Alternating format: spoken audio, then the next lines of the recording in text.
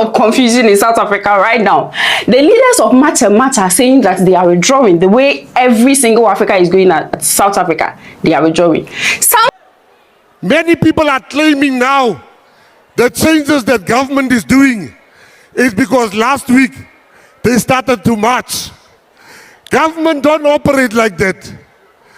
The issue... So behind me is the Minister of Sports, Arts and Culture, Minister GAYTON.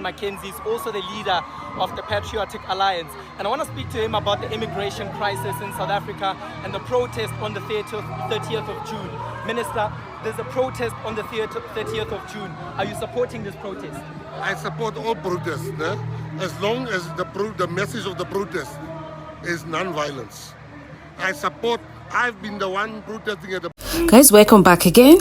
Some months ago, this same man, this same minister came out to, support JACINTA and her crew.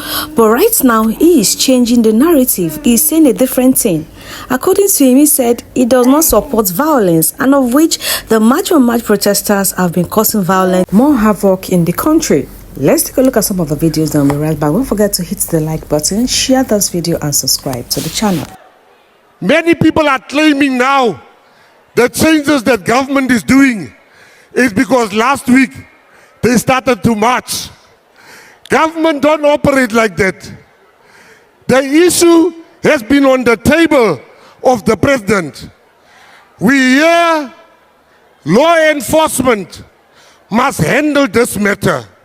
To the young people, don't let them use you. Don't let them tell you on the 30th you must remove illegal foreigners. You will go to jail and they will not bail you out. They will be nowhere. The cops are the only people that must remove illegal foreigners. Don't use our children for your political agendas. Illegal foreigners must go, but not violently. We are not a violent country. And you must never move young people to do crime because you don't know jail. I'm speaking as a person that spent my whole youth in jail.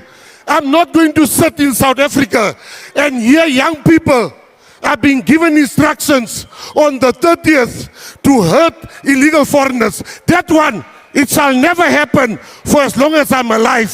So behind me is the Minister of Sports, Arts and Culture, Minister GAYTON. Is also the leader of the Patriotic Alliance. And I want to speak to him about the immigration crisis in South Africa and the protest on the 30th of June. Minister, there's a protest on the 30th of June. Are you supporting this protest?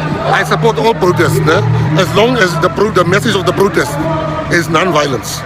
I've been the one protesting at the border. I've been the one protesting. But what I do not want young people to be told to assault illegal foreigners. That one we should not. I'm a leader. I'm not going to lead my people to jail. Once you say to young people they must sambok illegal foreigners, that's not a fight I want to be part of.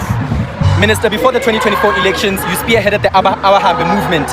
Now you're a minister. There are some saying that you've changed your position ever since you came into cabinet. What do you say about that? Tell me, when I was young, I had certain dreams and aspirations. We will drink cold drink out of a 2-liter, and with one straw we will share it amongst us. We became big and became successful. Do you still expect me to drink cold drink that way, or must I pour it in a glass now? I'm sitting at the table where decisions are being taken. Now you want me to still run around? But is that not madness? That is stupidity. You say I can't deal with stupid people. I'm sitting at a table where we can talk. Why do you think all these things are happening? Because myself and like-minded people has a president that is a listening president. But you want me now to leave cabinet? I'm like, no. They're going to say I'm selling out. And then leave cabinet and go stand outside. I can't deal with stupidity. That is the Minister of Sports, Arts and Culture and the Patriotic Alliance leader. Tell me what you think in the comment section.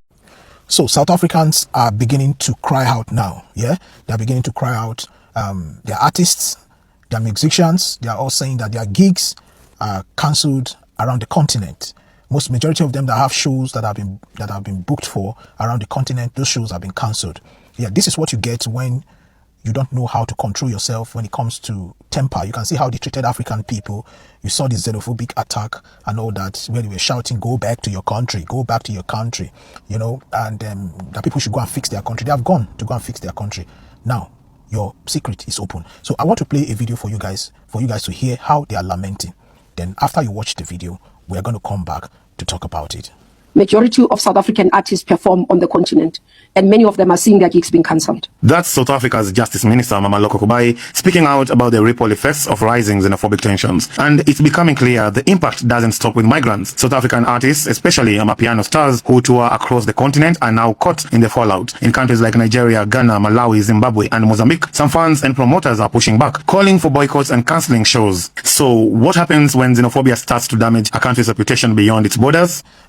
My problem basically is not even he's not even asking people to leave your country. Yeah, you have the right to say people should leave your country, but there is a more civilized way to do it if you want people to actually leave your country. And I can tell you that both the illegal immigrants and the immigrants who are profiled, who have documents, they were all affected. Yeah, so the problem is not even telling people to leave your country, but we saw the video how people were treated, the humane treatment given to people. At a point we saw where they were beating a guy, punching one Ghanaian guy. There was another place where they shot some foreigners. A lot of stories, a lot of that. And when you ask them, they will tell you immigrants are bringing drug. They are bringing drug. Who are the people selling those drugs with immigrants? Are they not South Africans? Yeah. So you have asked them to go. And you see, my problem is an average South African, not all of them, they're not even educated. Because I've done a video before where I asked them a question, South Africans, what exactly is your problem?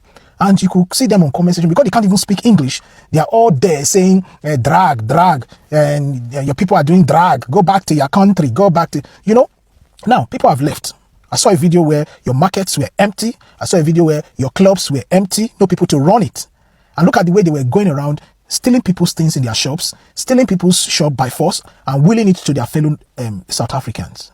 I saw another video where when they are talking to their fellow black African brothers, they talk to them as though they are animals, but when they see a white person or another color, they tend to talk quietly and very, very calm.